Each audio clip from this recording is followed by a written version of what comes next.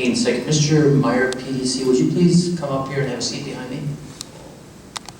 How did you get down there?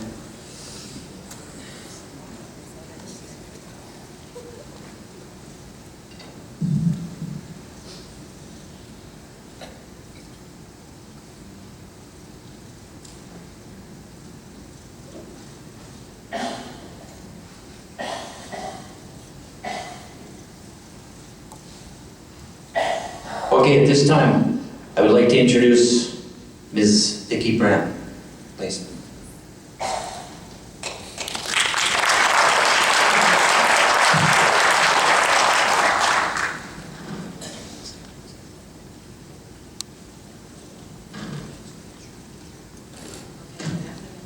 Testing, can you hear me? Yes. All right.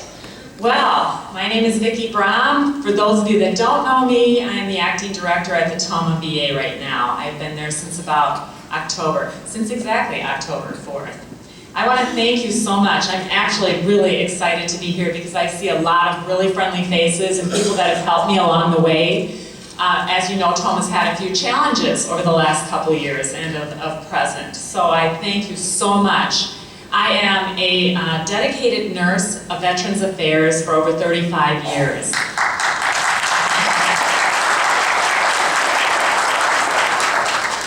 I came here because I have 6 brothers and a father who are all veterans of Air Force and Army nature. So I am all about it, and it was my way to serve as a very young student nurse in the Milwaukee VA in spinal cord injury, and then moving through critical care, and my first 25 years being with Milwaukee VA, and then moving into the VISN office in Chicago as chief nurse and quality management officer, and then many opportunities in between that, and now another opportunity as the acting director of the Tomah VA. We do get in the news here and there. Lately, it's getting a little better, and I'm here to dispel the gossip. One of the first things that I did when I went to the Tomah VA is continued some of the work that John Rohr had started with his 30-day plan. We launched into a 100-day plan because we needed to see some visible wins. We had a staff that was very demoralized, very hurt, very traumatized from the events of the past couple of years, especially in the areas of opioid abuse, and some of the staff that had been terminated, moved, all sorts of traumatizing things. We decided that we were going to have a culture of transparency, we were going to be visible, we were going to dispel rumors, we were going to start over foundationally. We redid our policies, redid our committee structures, redid our organization. And I'm here to say today is a better day. We had a field hearing. I spent quite a bit of time with the Deputy Secretary of Veterans Affairs last week, and I can tell you that I have never felt so supported in my career by the veteran service organizations, by the senior leadership in the VA, by the Secretary, and by the staff. This is a new day. I see it. We see employee satisfaction increasing. We see our veteran satisfaction. Some of the satisfaction rates are consistently above 97% satisfied with our care. I see about 50 veterans a quarter. I have an open office, and they come in and tell me what's working, what's not. We have asked veterans and veterans' families to be in our committees and councils and help us learn what we need to do better. And I can tell you that there are a few things I'd like to brag about because the staff has worked really, really hard to bring Tomah out of the depth of darkness where it was up to where we are today.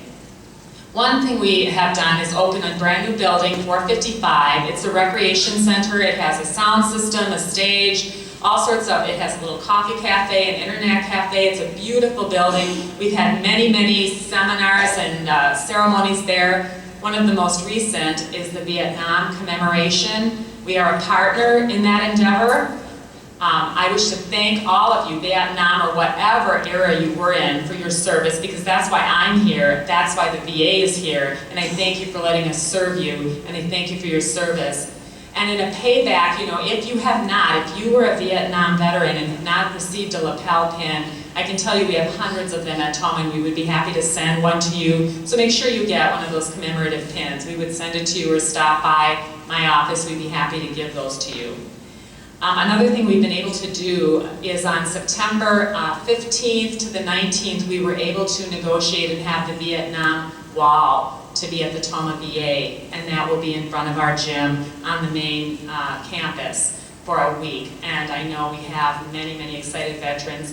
We have a veteran, Mr. Harold Welsh, that was there, one of our American Indian veterans that has been absolutely incredible in helping us to achieve that. So we're very excited. I guess the last time the wall was here, it drove past and never stopped. So he was not going to rest until that wall came onto the grounds. We're happy. I wish we could say the golf course was open, but it's not yet. So if you have any connections, we're still really, really trying to open that. We did have a Senate field hearing. Chairman Senator Johnson's Homeland Security Governmental Affairs Committee did hold a field hearing in Tomah last week. The Deputy Secretary was in attendance, as well as many others. It really rehashed a lot of what we already knew. They released their investigative report. It's on their SharePoint. Many issues were brought up. The VA owns many issues. We've owned them from the beginning, and we've made many improvements. Some of those improvements in care have to do with emergency care. We've done an in-depth training with all of our clinicians in how to respond to emergencies in the first 5 crucial minutes.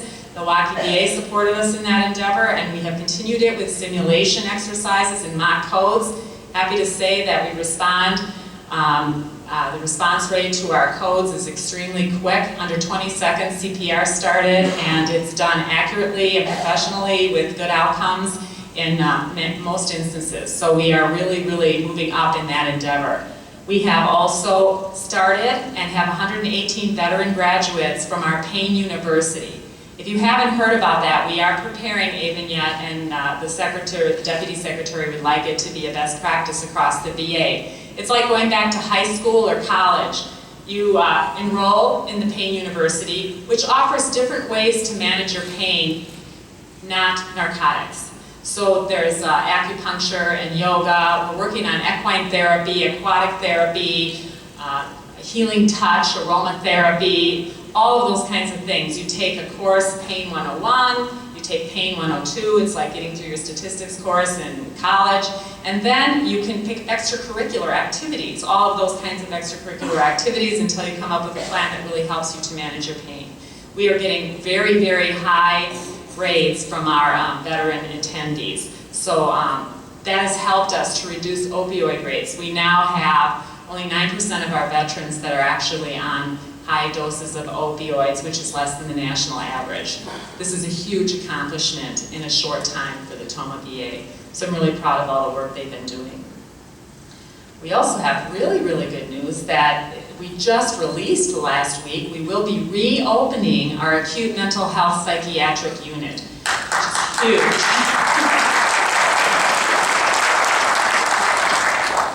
There is an open house on June 27th. We've made many improvements, cameras, new mattresses, which may not sound like a big deal, but it is when you're laying on them.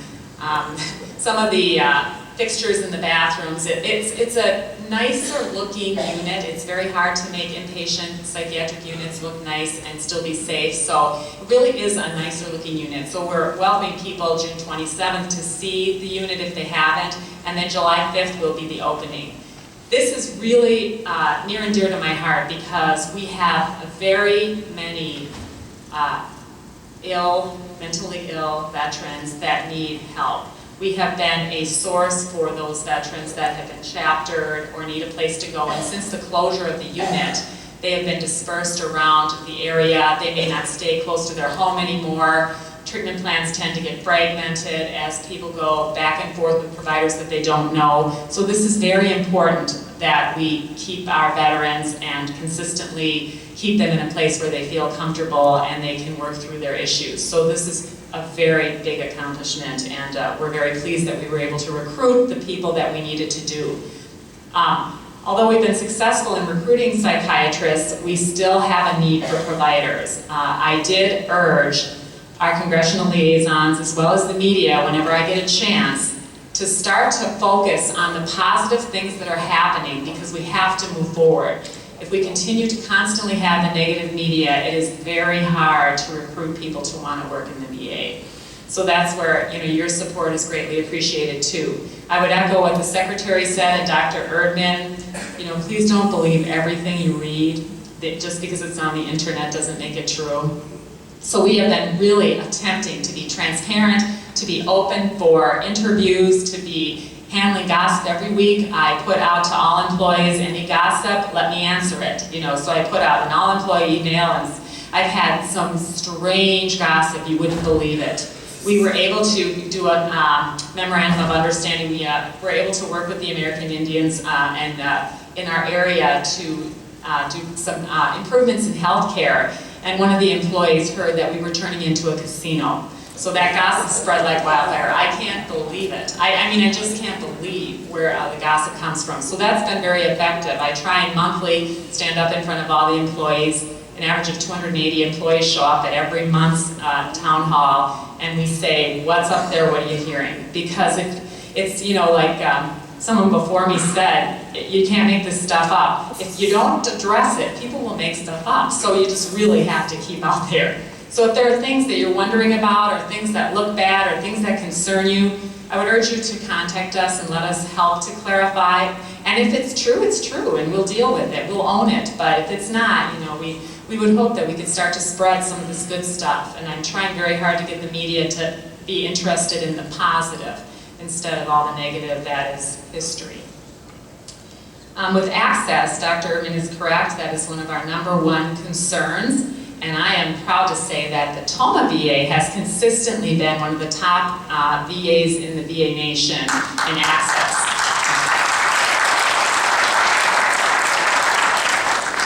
You can get into mental health in less than 2 days, you can get into primary care in less than 4 days, and you can get into any specialty care in less than 6. Unfortunately, we don't provide all the specialty care, so then, we'll have to refer, we do refer quite a bit out to choice.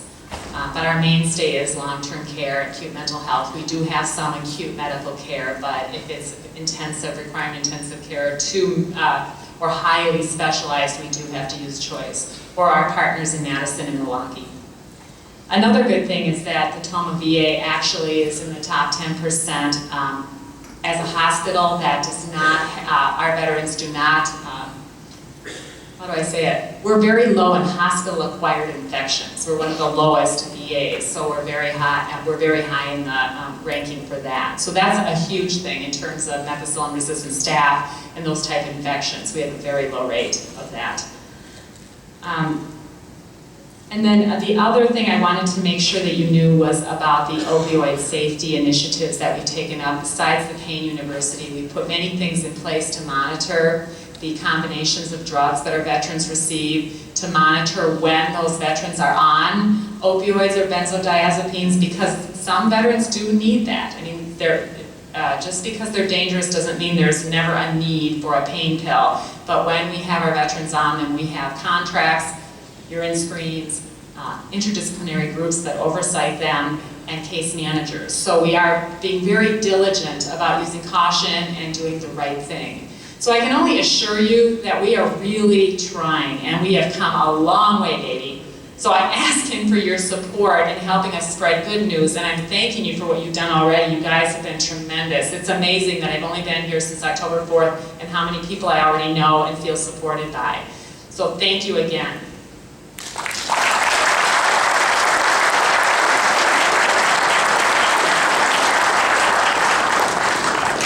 Well, just like you said, the DAV has a very heavy presence in the Tomah VA, so don't be afraid to ask for our help. We have one of our district commanders, Kurt Jabot, that works, volunteers on a regular basis, make sure the DAV is on the same page as you are. Right? Thank you very much.